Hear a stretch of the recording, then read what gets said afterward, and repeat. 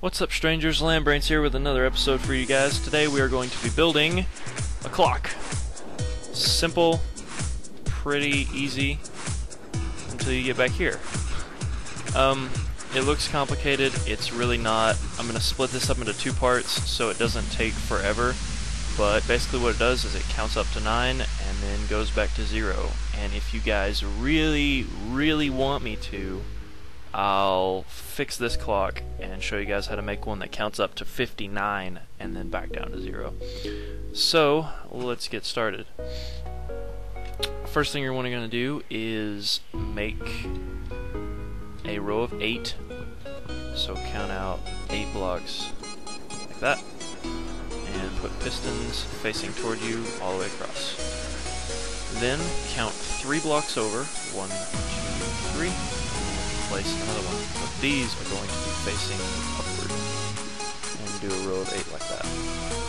Okay, basically the end goal here is to get all of these pistons to push this around. So you want a 2 by 2 in the middle, that way you know where to put all the pistons. And eventually that's going to spin all those around, which creates the memory right here, which makes the numbers and counts up. And I'll show you guys how to do that later. Okay, so we need over here, we want to go, this is 4 up by the way, we want to go 2 out like that, take away the middle one, and put piston right there. We want another row of 8 like that. Okay, next we're going to need to put blocks, I'll change the color. Put blocks on top of all these so that we can power them later. Take away that one if you want. And over here, we want to put 2 more on top.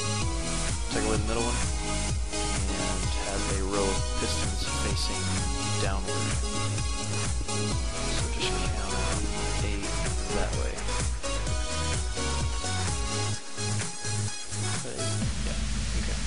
Then you want to put blocks beside those so that you can power all those. Okay. Next what we want to do is power these individually so that that one pushes simultaneously, and that one pushes simultaneously. Like over here. You can see that both of those push in and then those push down. Like that. So we want to recreate that. So first off, we need to link that one to that one, and here's how we do it. Right next to this block, put a repeater, and then have your blocks going all the way to the top. Okay, then run some redstone all the way down.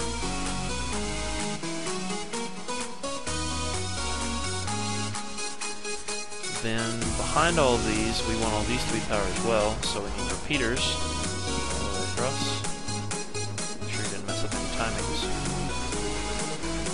Okie dokie. Okay, next we want to power that one and power those at the same time. So we need to put repeaters here first. And then we want to put redstone behind it. Okay. Next,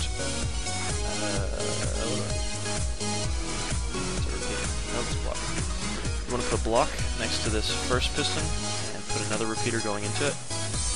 Then you want 2 pieces of redstone there, a repeater, and you want to set this repeater on 4 ticks so that this one and that one will go later than that one and that one. Okay, next we want to lead this up to the top. So build your stairs. Get some redstone. Okay. Next what we want to do is we want to get our little testing device. This is what's going to help us the most when we're adding our memory, and I'll explain what that is in part 2. You want 2 blocks, 1 block apart. You want a repeater in the middle. Set that to 3 ticks. You want a torch there, and a torch there, and link them together. Then you want a button.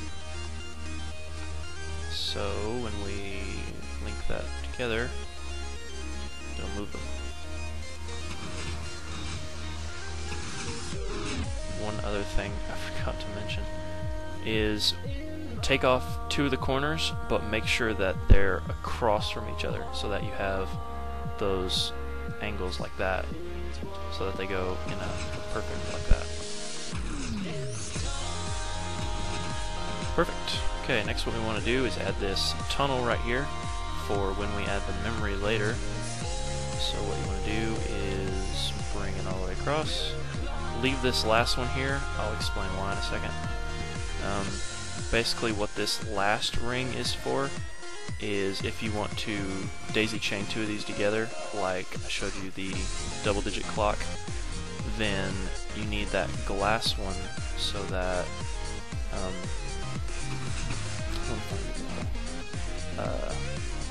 this last ring is glass, so that when it gets to a certain number over there, this one keeps the current going, moves this piston, creates this current, and hits that clicker, which changes that number. So that way when this one gets up to 9, then that one changes, and then it's 10. And you can keep going all the way up to 59, or you can daisy chain 4 of them together and have hours. So we want to finish off this tunnel like that. Almost done. Okie dokie. Next what we want to do is add that glass layer. Go ahead and get that out of the way.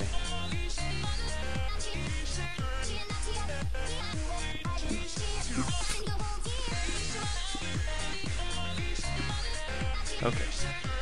Now what we want to do is add the middle section that's going to provide the power. If you just put all the redstone and torches and all the stuff you need, then not only is it going to interfere with that, but when all this rotates, it's just going to destroy it all.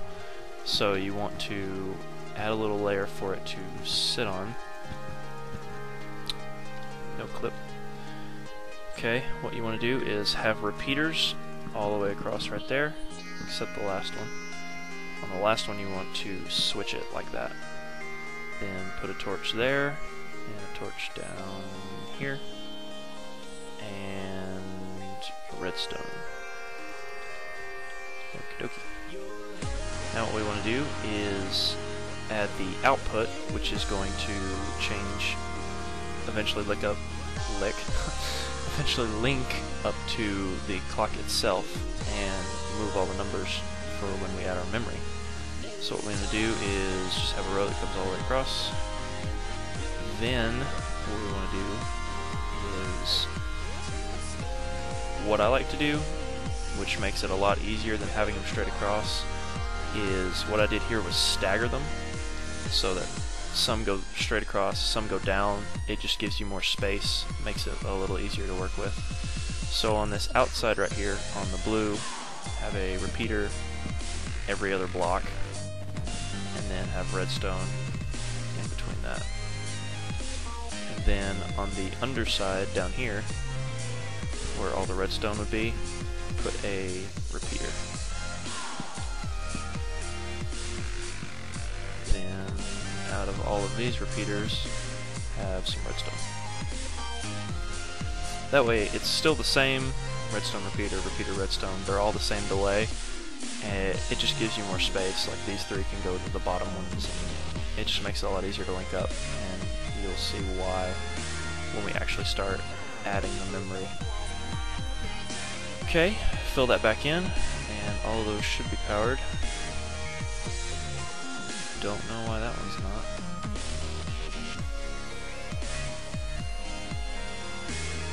What did we do wrong?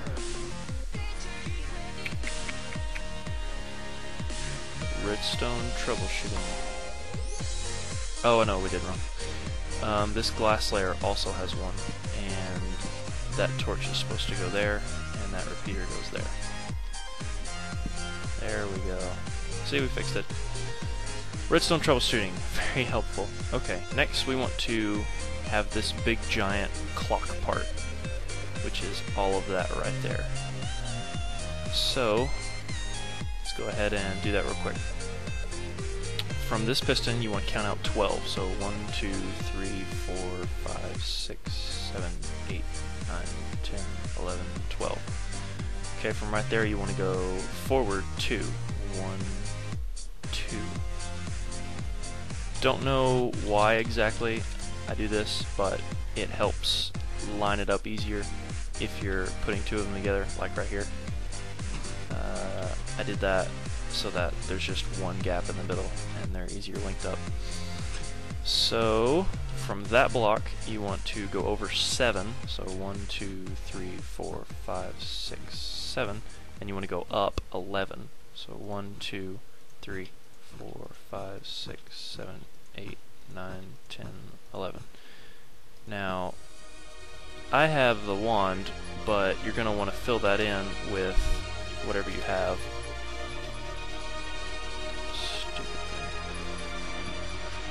You'll want to fill that in with whatever you want your clock face to be.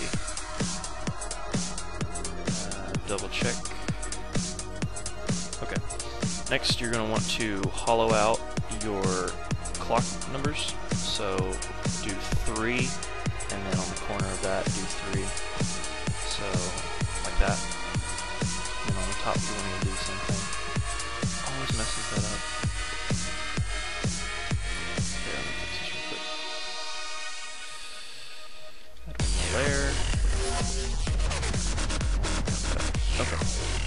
So there you can see the 7 segments. And now we need to add the back part so that whatever number it is, it's going to look recessed. Right here, you want to come out 3 like that, and then rebuild this filled in part. So let me show you what that looks like.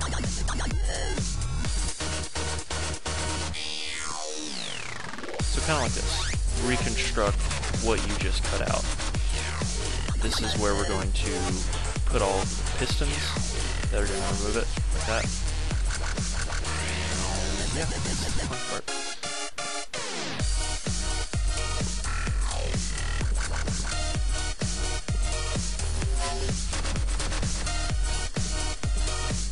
Okay, next what we want to do is get some sticky pistons and put all of our sticky pistons those blocks, because when we're done, we're going to give those sticky pistons some blocks, and they're going to make the numbers look recessed. And when they're not part of the number, they're going to push it back in, so that it's not all boring. I guess you could reverse it to make it where it pushed them out, but this is just easier to see, no matter what time of day it is. Okay, next you want to give all of them in that block. Give all of them in their own block.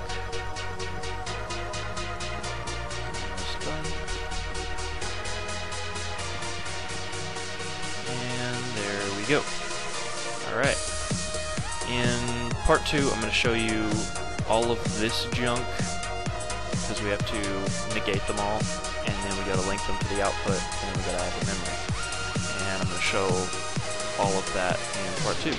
This has been Lambrains on behalf of the Theredstonefactory, and remember, keep crafting.